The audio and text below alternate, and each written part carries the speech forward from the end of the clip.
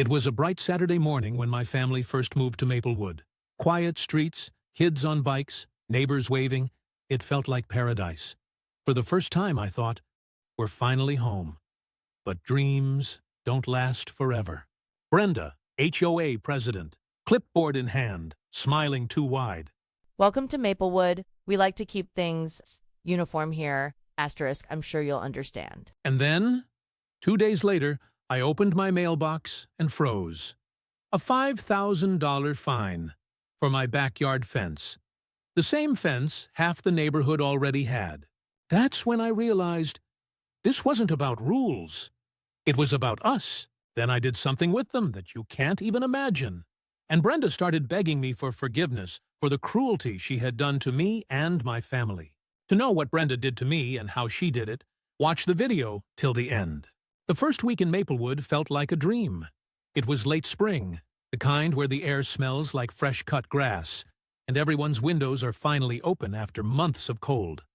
I'd just started a new role as a software engineer, remote. Work steady hours.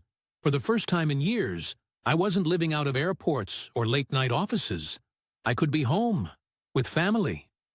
My wife and I painted the nursery a soft yellow, the kind that looks golden when the sun sets.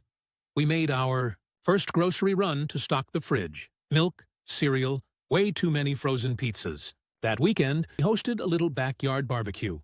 Hot dogs, burgers, paper plates stacked too high, even the cheap lemonade that somehow tastes better outside.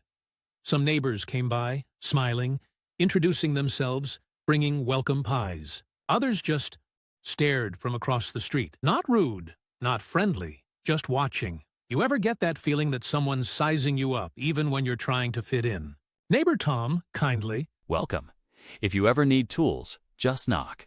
Brenda cuts in before I can reply. Clipboard clutched tight, eyes scanning the house like she's inspecting for flaws. Brenda tight smile, sharp tone. The moving truck blocked Maplewood Drive for at least 12 minutes. Technically, that's against Section 3, Line 8 of the bylaws. We don't tolerate disruptions here. Asterisk, and another thing, keep your lawn trimmed exactly to 2 inches. No exceptions. Maplewood has standards, and people notice when someone doesn't belong. It sounded polite, but it wasn't a welcome. It was a warning. And soon, the fines started rolling in. First, it was a $100 fine for leaving my trash bin out just 10 minutes late. 10 minutes. I was literally on a work call when their so-called compliance officer snapped a photo and stuffed the ticket in my mailbox. A man in a neon vest with HOA compliance on the back walks around with a clipboard, measuring tape and camera, snapping photos of my driveway like he's writing a crime report. Then came $250 for weeds that weren't even weeds. They were wildflowers. My daughter planted herself tiny sunflowers she was so proud of. But the HOA's yard patrol marked them as unauthorized vegetation and issued a violation. Notice, complete with a warning of further action if ignored. My daughter, holding a small flower pot with tears in her eyes. Daughter. Daddy, do we have to pull them out? No, sweetheart. They're not weeds. Don't let anyone tell you they are. But the worst? A $5,000 fine for my backyard fence. Unauthorized, they claimed. Yet just 3 houses down, the Johnsons had the exact same fence. No fines, no warnings, nothing. I knew Brenda and her board weren't just playing by the book. They were playing me. So I decided to flip the script. After that night, after hearing Brenda whisper on my porch, I knew I couldn't just sit and wait for the next fine. If she thought I was weak, she was about to learn. I was watching her closer than she could imagine. So I started my investigation. I installed another camera outside, angled just right at the street, so every time she passed by my house, I caught it. I bought a cheap notebook from the grocery store and wrote her name in bold letters on the front. Brenda, violations. I wasn't going to let her slip away with warnings and smiles anymore. During the day, I played it casually. I'd walk my dog past her house, waving if she looked out, pretending to be just another friendly neighbor. But behind my sunglasses, I was snapping pictures. Her massive shed tucked behind her garage, the extra satellite dish bolted on the side of her house, the mismatched planters spilling into the sidewalk. Every single one of them was against the bylaws. And when I reached home, my wife showed me something strange, the CCTV footage from our camera. In it, Brenda and her followers were standing outside our house, talking about us. Brenda. Not our kind of family. We need to set a standard. Board member. Yeah, don't let it spread. That was the moment I stopped defending myself and started planning revenge. I knocked on doors, speaking quietly to neighbors I barely knew. And one by one, the stories spilled out. Sarah, 2 houses down, leaned close and whispered, "You're not the first." They did the same thing to the Rodriguezes. Brenda hounded them with fines until they moved away. Another neighbor admitted, "They fined me for a swing set, said it was a safety hazard." Each confession made the anger in my chest burn hotter. This wasn't just about me anymore. This was about all of us who had been bullied into silence.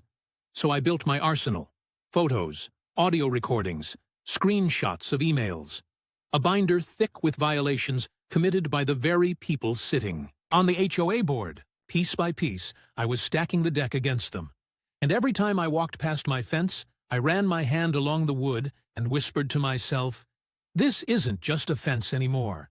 This is the line, and Brenda's about to cross it." The Queen of Maplewood had ruled unchecked for too long, and I was about to take her crown. Another neighbor, Mr. Patel, leaned forward, lowering his voice. They threatened me over a garden I built for my wife. Asterisk said it looked unprofessional. She was battling cancer at the time. The pain in their voices became fuel in my chest. I held up the binder of evidence and said, steady and clear, "They think they can scare us one by one. But together, we can end this." That's when the plan turned real. Signatures filled the petition, line by line. Flyers went up on lamp posts, and on the calendar, one date stood out, circled in red and underlined twice: HOA recall meeting. The night of the meeting, the atmosphere was electric. The community hall buzzed with voices, low murmurs, sharp whispers. Brenda sat at the front of the room, arms crossed, her smile more brittle than ever. She scanned the crowd, but this time, no one smiled back. The moderator cleared his throat. Tonight's agenda includes a motion to recall the current board. Discussion is open. I stood up, binder in hand. My heart hammered, but my voice was steady. I have proof: selective enforcement, personal targeting, and violations ignored by those sitting right here. I spread out photos on the table. Brenda's illegal shed, the board members' blue shutters, timestamps of fines against families for rules that weren't even applied to others. Gasps rippled through the room. Tom stood next, his voice rising. "Hey, robbed my kids of their swing set." Sarah followed, tears in her eyes but fire in her words. "They tried to shame me out of my own home, but not anymore." One by one, neighbors spoke, their voices weaving into a storm of defiance.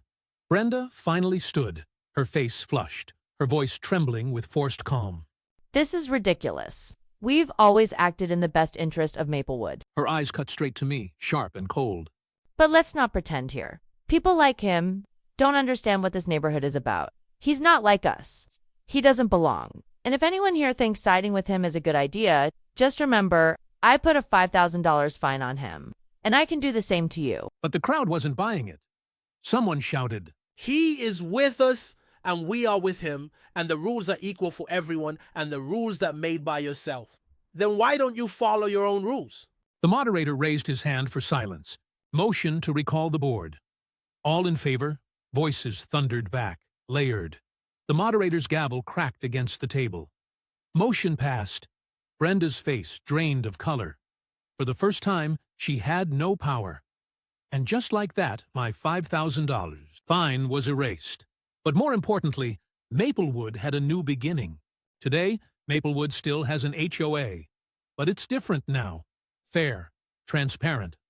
The rules are the same for everyone, and the board finally works for the neighborhood, not against it. I sit on my porch sometimes, watching kids race down the street on their bikes, parents chatting by their driveways, and when I glance at my fence, the same fence they tried to destroy, I smile. One evening, my daughter tugged my hand, pointing at it. Daddy, the fence is still here. I laughed, hugging her close. Stronger than ever, sweetheart, because that fence isn't just wood and nails anymore. It's proof that sometimes the underdog wins. And now, I'll ask you, if your HOA slapped you with thousands in fake fines, would you pay, move, or fight? Drop your story in the comments. Maybe your battle will be the next one I tell. Because here's the truth. HOAs may write the rules, but they don't decide who belongs. If you like HOA drama videos, then please subscribe to this channel and like the video. See you in the next video. Until then, take care of yourself.